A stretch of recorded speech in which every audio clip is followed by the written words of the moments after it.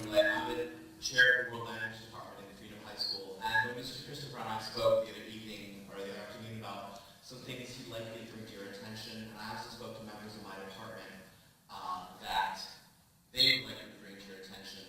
And the first thing I would offer is, what are our course offerings? Many students who come into Freedom begin their language curriculum in the middle school, so they've started French, German, Latin, or Spanish at the middle school. They may be ready to go into the third level at high school. They may be going into the second year.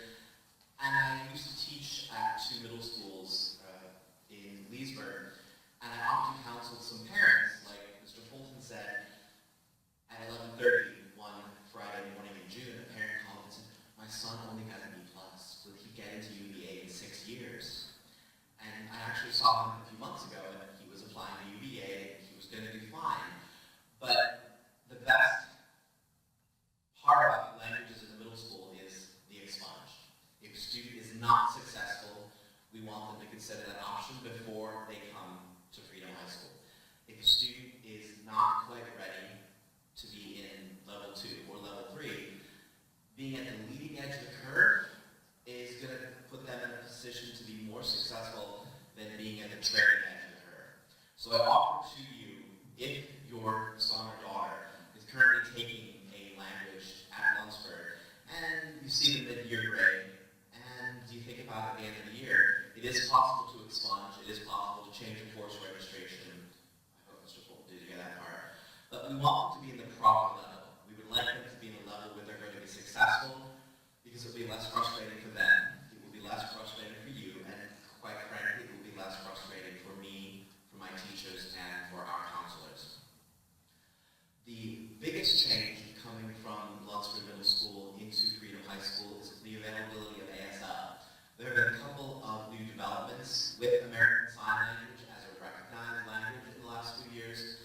The largest one is the fact that all public universities and colleges in Virginia do recognize it for the purpose of language requirements. In terms of application, everyone who's a public college university in Virginia does acknowledge ASL and does accept it in terms of applying to school. So there's no question that you don't have a language in your transcript. They do.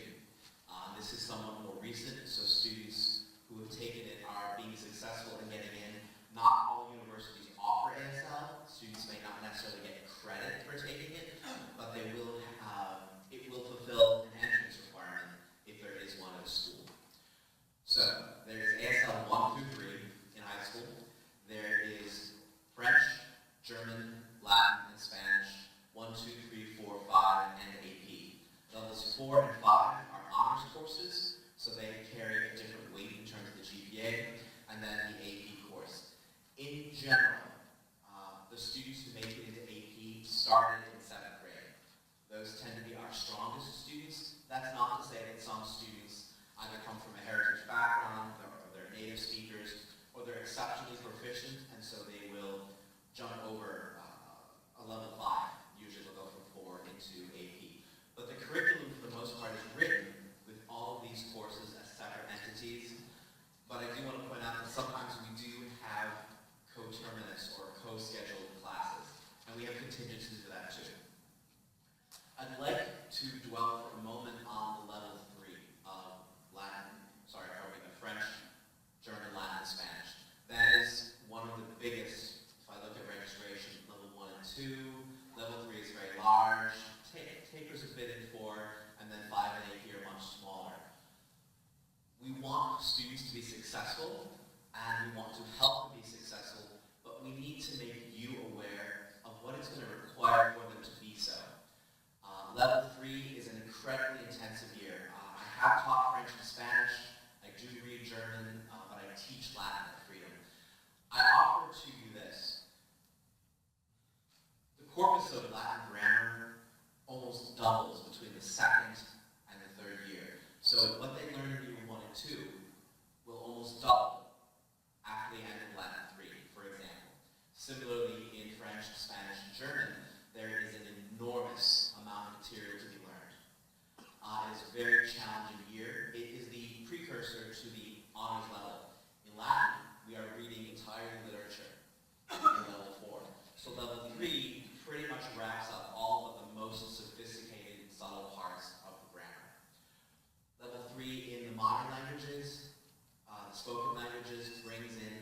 higher degree of fluency, an increased level of participation, communication, writing.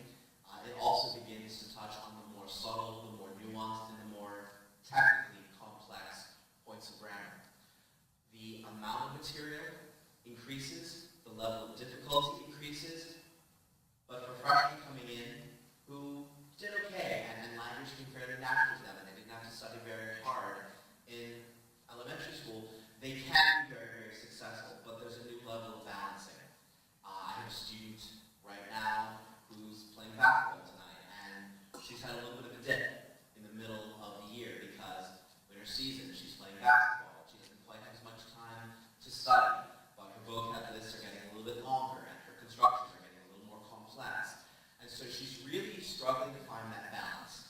And she's probably pulling a high C, maybe a 79 right now, and she can probably pull out a B minus, by the end of the quarter. But mom's a little concerned. Mom's like, well, she's usually an A student, maybe a B student. And my advice is, okay, she's doing more this year.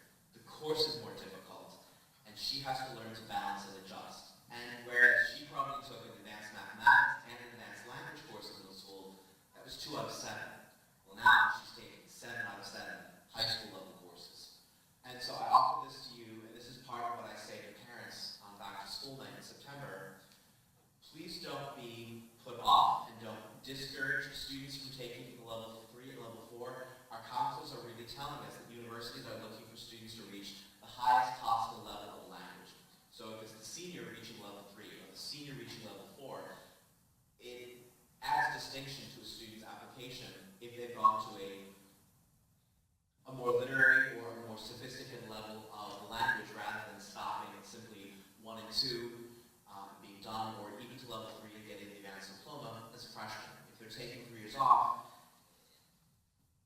that's not going to be as standout as other applications may be, and we want our students to be successful at university. But the time is freshman year to begin to learn those study skills.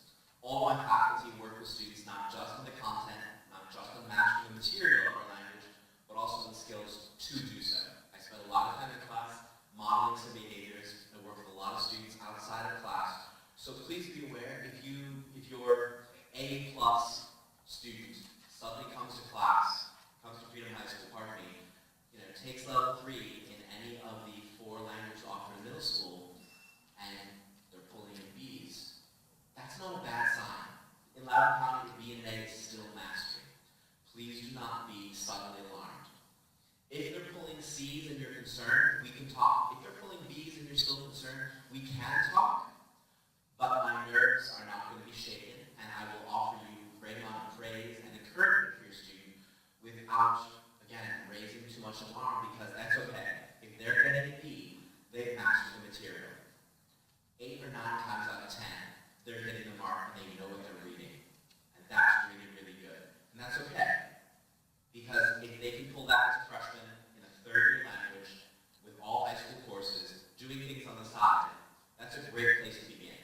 There's room to grow. And that's where I want students in the language department to be. Because I want them to grow with us. I want them to grow in our department.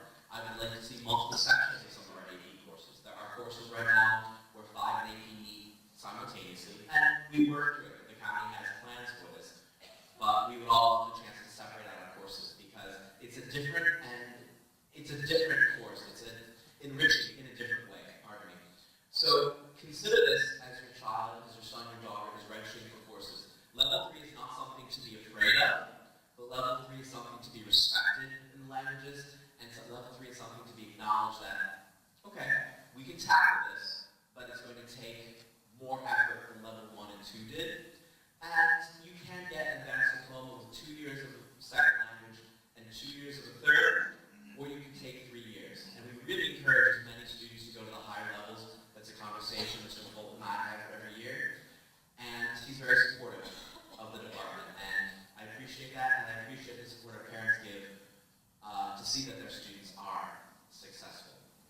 I was going to have a hallway with 3 of my teachers this evening as you pass through during your appointed time. If you'd like to speak to me about Spanish, about German, French, or Latin, I'm the representative this evening. I do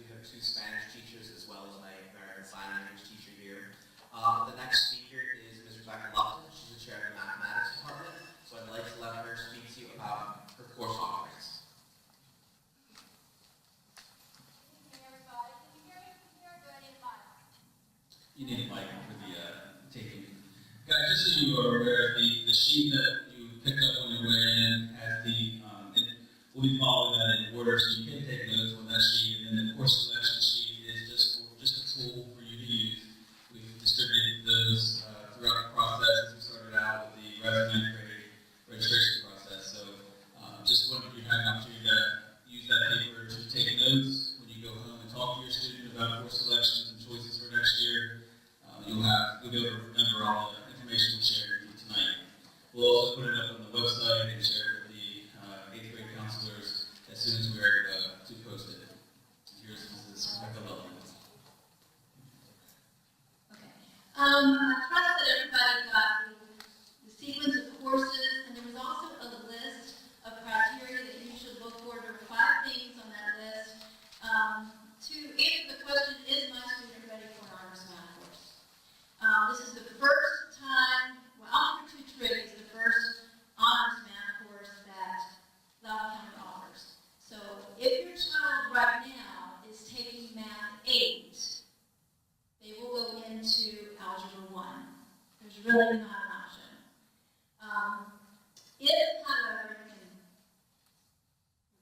If your child is taking Algebra 1 right now, and they're making A's, B's, and C pluses, they end up passing their SOL, then they have an option going to geometry, which would be the next SOL course.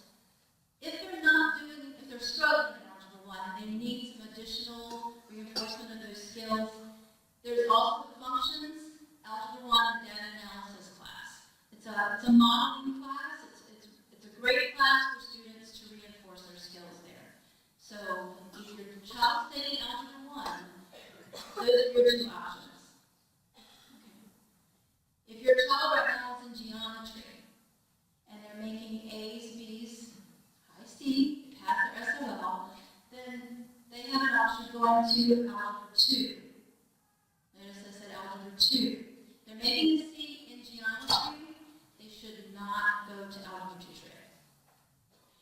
If they are making A's and B's and they pass the SOL, preferably with Pass Advanced, then they have an option going to Algebra 2 Trig. But again, that is the first honors math class.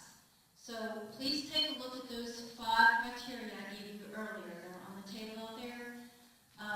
They need to be self-starters. They need to be self-motivated.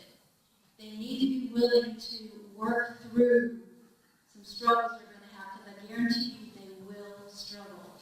Don't be alarmed because you think they haven't struggled before. They will struggle. This is a hard course, and they're expected to do a lot at home. So, hours worth of homework in between classes. If they're struggling in geometry and they did not take functions previously, then they can go to the functions class. I really like the functions after the geometry course because that gives them an algebra review in preparation for Algebra 2. So consider that if that's where they are and they're struggling in geometry, please. All right.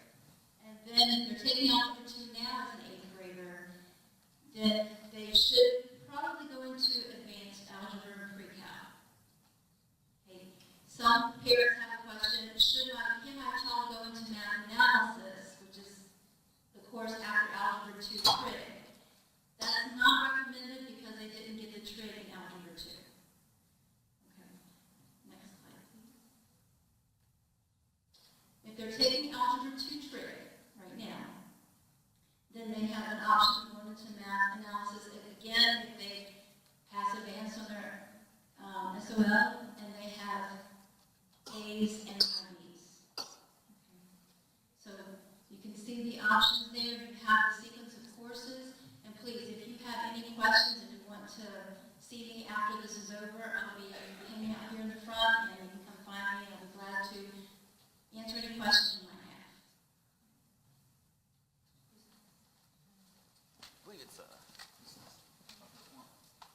Dr. Ford, our English department chair, will now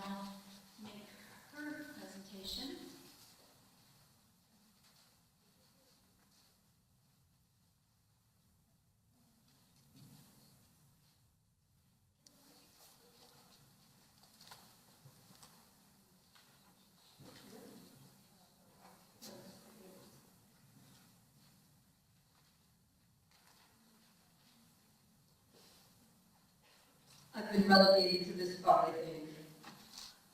The blue lines, okay. I will not come out of this box. So I'm Shelly Gordon. If you are new to Freedom High School, if this is your oldest child, then welcome to Freedom. You get to see it in Fort Berry. If you are not new to Freedom, then welcome back. I'm the English department chair, and I just want to give you a quick rundown of what is available to your child coming into ninth grade, and then a little sense of how things go after that. So, one of the main things that I think people need to think about as their child is coming into ninth grade is you only have two options for your English course in ninth grade. It's either ninth academic or ninth honors. And the question really becomes, is your child ready for an honors level class? Honors level classes are going to have two major differences from academic classes. One is they're going to demand a lot more critical thinking. So your child is going to have to think about and process the novels and the text that we read at a higher level. The second is they will give regular homework. There'll be homework between every class or between almost every class.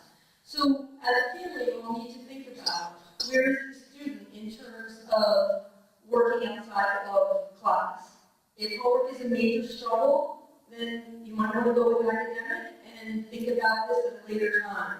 If homework is routine and the student is thriving with it, then that's one piece that pushes you towards honors. The second thing, the critical thinking. You need to look at your child's reading comprehension and your child's ability to analyze, interpret, apply, create in relation to their texts. So at the honors level, students are being asked things like, how does the author's style inform the author's content? So if the author has a message, how does the figurative language contribute to that message? At the academic level, we're not going to that level of critical thinking. We're asking questions like, okay, what's the theme of this novel? But we're not trying to mirror style and content. We might look at, here are the figurative devices used, and then we might separately look at theme, but we wouldn't ask the child to be putting those together yet. As you can see here, they only have one elective that they can take in ninth grade, and that is journalism. That prepares them to either be on newspaper or on yearbook. This is a fabulous elective, and one that, if your child is interested in reading and writing, this is something that they should consider. This is a very real-world experience. You have deadlines, you have to meet them. The issue is real. If they don't meet a deadline in the newspaper, the page is blank. You can't have that. So they get some really practical experience with English in these courses. They can take journalism as a freshman, or they can wait and take it later, but they have to take journalism before they can move into newspaper or yearbook. Then we have 3 upper semester electives, and I would just like to give you a little advertisement about them. So public speaking. This is a course that, give a little thought to how this has come up in your own job, your own career. This is the course where you never know that you're going to need it. And then your boss says to you, tomorrow I need you to make a presentation. One day I walked into Freedom High School, I thought I was going to spend the day talking to a bunch of my students, and the whole English department got called down to the library, and they said, we need you to give speeches about a teacher of ours who had died recently for Oprah because they're going to pay it forward and you didn't want to give them Oprah. I mean, I didn't come to work thinking I was going to do that day. So that's a very practical course that prepares students to do those kinds of public speaking things. And with the explosion of technology, public speaking, when you think about the amount of video that we're putting out, it's becoming more and more part of people's jobs. Etymology is sort of goes through Greek and Latin roots. It's sort of cheaters Latin. It allows kids to look at the Greek and Latin keys to the language. So you learn a root, say you learn the root duct, which means to lead. Then you have a key to induct, deduct, reduction. So seduction, blah, blah, blah, blah, blah, blah, blah. So one group leads to 25 vocabulary words. So that's a real help for students with their vocabulary and, you know, yes, the SATs as well. Creative writing is a course that they can, these three courses, 10th, 11th, and 12th, are when they can take them. Creative writing is a course that really looks at the creative process and how that can be used to encourage original thought in whatever way students are going to use it. So I currently teach it, and the medium we use is writing in my course, but the emphasis is really on how do you engage with the creative process. And then hopefully you can translate that into whatever creative endeavors you have in your life, whether it's writing or music or baking or, you know, making PowerPoints or whatever it is. Creativity is one of the things that defines American ingenuity and business acumen, and we don't usually formally teach it. That's a class where we formally teach it. So, also I'm a little prejudiced because I teach it. There are a couple of other things listed under English. I just want to let you know, if you are looking at theater classes, contact Fine Arts because they're listed under English, but they're actually under Fine Arts.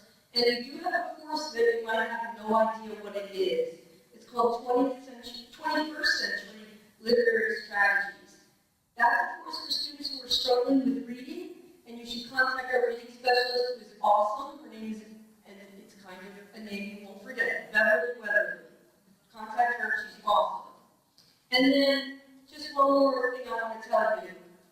In the English department, our department-wide policy is that if students write a paper, and that is not a timed in-class essay, but a paper that they work on for a while, they always have a chance to do a rewriting. So we give the paper back, student doesn't like their grade, they come to us, they do some remediation, we give them some pointers, and then they can do a rewriting. Writing is a recursive process. It's not a process where you can artificially say, you know, if you write, think about it, if you write something at work, and the boss says, no, I don't like it, they don't just say, no, I don't like it, D. They say, I think you need to refocus this. So that's our philosophy in the English department. How can we take this and push it forward? So they always, don't let them come home crying, because they always have a chance to redo if it's an essay. If it's a one-shot essay, you know, essay test in class writing, no. But most of our papers are the kinds of things that they can redo if they struggle with it. And then the other thing is, we have an English lab that operates out of the student lounge. And if you're new to reading, yes, we have a student lounge, and it is awesome. And so we have tutors in there, and students can come without an appointment. They just come during their study halls. They get a pass to come to the lounge, and they can work with a student teacher whenever. We also have an incredibly dedicated department. We're here before school, after school, middle of the night, whatever. So don't let your student tell you, oh, my teacher's never there, because we're here, and we really would like to help them. Okay, next up, we have Ms. Plasari from the Social Studies Department. Thank you. Thanks, Shelley. My name is Michelle Plasari, and I'm a ninth grade history teacher here at Freedom High School. I've been teaching ninth grade here for 6 years, so I've seen it all. I'm looking forward to having all of your kids. When it comes to history, you guys don't need to worry about that. When it comes to history, you have two choices for your student. They can take World History 1, or they can take Creative World History. And they're two very different courses based on the rigor in those courses. Your students are going to get the chance to learn ancient world history, regardless of which class they take. We start with the beginnings of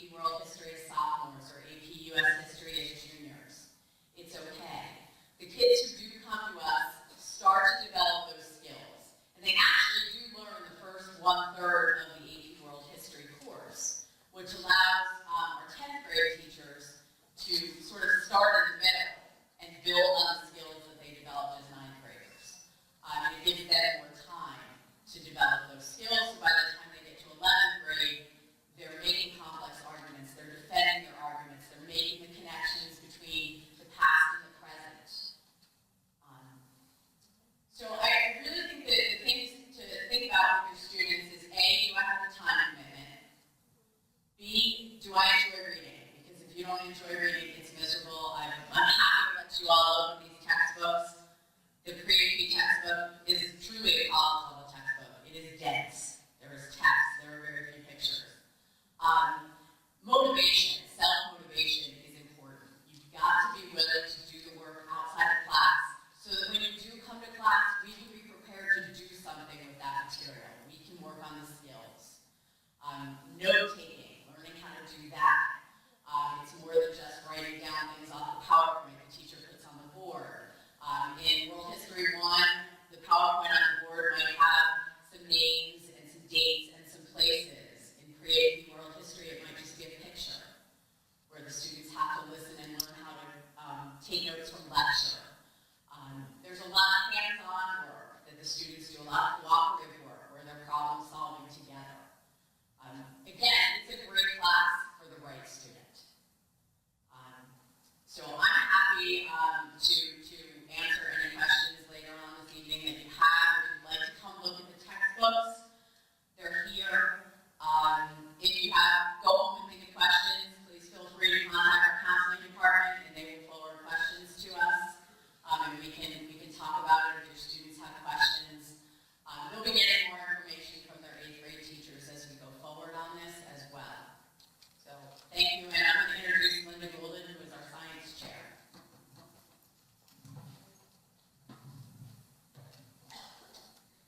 As Mrs. Golden's coming forward, we're going to transition after Mrs. Golden finishes out to the main lobby where we will have our elective fair. We will need for everyone to clear out unless you have a rising 10th, 11th, or 12th grader, because those folks are coming in here at 7. So right after this elective fair, and we'll be around to answer some of your questions. Thank you. Okay, good evening, ladies and gentlemen. Thank you so much for coming out tonight. My PowerPoint disappeared, so I'm going to rely on the brochure that Mrs. Chadwick, where are you, is, there you go, that door? Yes. She'll have them at the door. It talks about all of the science courses that we are offering here at Freedom. I'm really excited. We have shifted our honors curriculum to what we're calling research science. So for 9th graders, the primary options are academic earth science, and what's more exciting than the news that's all earth science this week? We've discovered that there's a 9th planet. But even more important than that, we have this killer storm bearing down on us. And those are the kind of things that our students learn in our earth science class.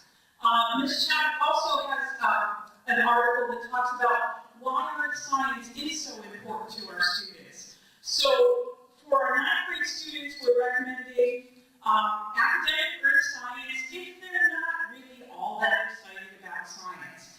If you have a student who is just thrilled to death about science and anxious to get out and create their own, that's the student who should be enrolling in our research earth science course. That course, we actually do inquiry experiments that are directly related to the curriculum. It's not the old, we gotta do a science fair project. We've changed that, and the projects now relate directly to the curriculum, but the kids are doing independent research. There is more independent work in the research course. We also offer research biology for that student who is just so far advanced in their sciences that they want to go on with a biology course. I will tell you, we are introducing a new AP science this coming year. We're going to have AP environmental science, and one of the prereqs for that course is earth science. Earth science is an SOL course, so our students in both academic and research will be taking the state test at the end of the course. And biology is also an SOL course. In addition to those courses, the brochure that Ms. Chadwick will give you shows the progression that kids typically follow. A 9th grader would typically take earth science as a freshman, as a sophomore, move into biology,